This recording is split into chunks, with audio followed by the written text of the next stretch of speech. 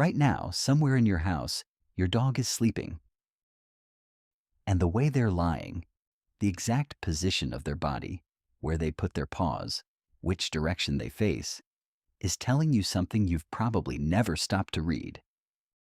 Most owners notice where their dog sleeps. Almost nobody notices how. But every sleeping position your dog chooses reflects something about how they feel, about you, about their environment, and about how safe they believe they are in that moment. The most common position is the curl, nose tucked toward the tail, paws pulled in, body wrapped around itself like a warm, furry crescent. This position conserves body heat and protects vital organs. In the wild, it's a survival posture, the default for any animal sleeping in an uncertain environment. Wolves curl, foxes curl, coyotes curl. It's the position that says, I'm resting, but I'm not defenseless. At home, it doesn't necessarily mean your dog is anxious. Many dogs curl out of pure habit. Others curl when the room is cold or when they're napping lightly. But if a dog who normally sleeps more openly starts curling tight, especially in combination with other behavioral changes, that shift may be worth paying attention to. Something in their sense of security may have changed. Now compare that to the dog who sleeps on their back. Legs in the air, belly completely exposed. Sometimes in a position that looks physically impossible, twisted sideways, limbs pointing in 4 different directions. This is the opposite of self-protection. The belly is the most vulnerable part of a dog's body.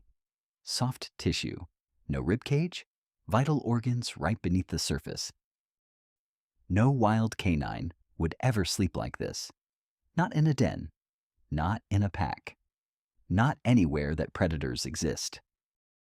An exposed belly in the wild is an invitation to be killed. So when your dog does it in your living room, it means one thing above all. This dog feels completely safe. No predator is coming. No threat is expected. No vigilance is required. Your dog trusts the environment and you enough to sleep in the most defenseless position nature allows. They've switched off the ancient alarm system that every wild ancestor relied on. If your dog does this regularly, especially in the middle of a room with people walking past, they're telling you something profound about how they experience your home. Then there's the dog who sleeps facing the door. Not necessarily at the door, but positioned so they can see it, head toward the entrance, body angled between you and the way in. This isn't random placement. This is spatial awareness. Your dog chose that angle because it lets them monitor the primary entry point while staying close to you. It's a form of vigilance, quiet, calm, but deliberate.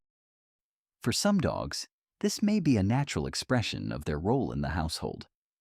The one who keeps track of things while everyone else rests. The one whose ears twitch at the creak of a floorboard 3 rooms away. This is especially common in breeds with guarding instincts, shepherds, mastiffs, Rottweilers. But it shows up across all breeds. A 10-pound terrier can be just as deliberate about door facing as a 100-pound livestock guardian. It doesn't necessarily mean your dog is anxious.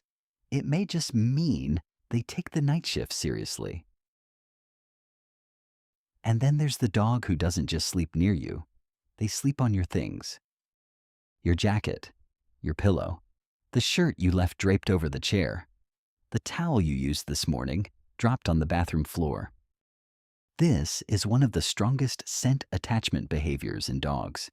Your worn clothing carries your unique chemical signature, a cocktail of skin oils, sweat compounds, and metabolic byproducts that is as individual as a fingerprint. And for your dog, that scent means safety, familiarity, and closeness, even when you're not physically there. If your dog does this while you're away, curls up on your pillow, drags your hoodie to their bed, it's self-soothing. They're wrapping themselves in the closest thing to your presence they can find. A scent surrogate, a chemical stand-in for the person they're waiting for. Some dogs take closeness even further. They don't just sleep near you. They sleep pressed against you, back to back, side to side, or wedged into the smallest possible space between you and the couch cushion, as if the laws of physics should make exceptions for love. This is contact comfort. The physical pressure of another body activates a calming response in both of you. It lowers heart rate, reduces cortisol, triggers oxytocin release. It's the same principle behind weighted blankets and swaddling, but alive, warm, breathing, and mutual. The key word there is mutual, because when your dog presses against you during sleep, the calming effect runs both ways. Their nervous system settles yours settles theirs. You're co-regulating, adjusting each other's stress responses through nothing more than physical contact and shared breathing rhythm. If your dog seeks this kind of closeness during sleep, they're not being clingy or needy. They're doing something their biology was built for, and they're doing it with the person their biology chose. And here's what ties all of this together. Your dog's sleeping position isn't fixed. It changes, sometimes night to night, sometimes gradually over weeks. And those changes often track with shifts in their emotional or physical state that you might not notice during waking hours. A dog who used to sleep on their back and now curls tightly may be responding to stress, discomfort, pain, or environmental change. Something disrupted their sense of predictability, and their body adjusted before their behavior did.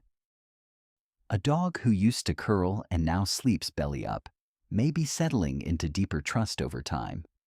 They tested the environment across many nights, found it safe, consistently, and relaxed one more layer. A dog who suddenly starts sleeping in a new location, leaving the bedroom for the hallway, choosing cold tile over the soft bed, may be dealing with physical discomfort or overheating. Pay attention to the shifts, not just the positions themselves, but the pattern across days and weeks. Because your dog's body tells stories during sleep that their waking behavior might not reveal. The social mask comes off, the defenses drop, and what's underneath shows up. So tonight, before you go to bed, take a second and look at your dog. Are they curled tight or stretched wide? Facing the door or facing you? On the cold floor or on your warmest pillow? Pressed against your leg or across the room with a clear sight line to the hallway? Each detail is a message, and once you know how to read it, sleep becomes one more conversation you share with your dog, just without any words. Because dogs don't speak in words, they speak in signals. Small, quiet, constant signals. And sometimes, the most honest signal of all happens when they think no one is watching.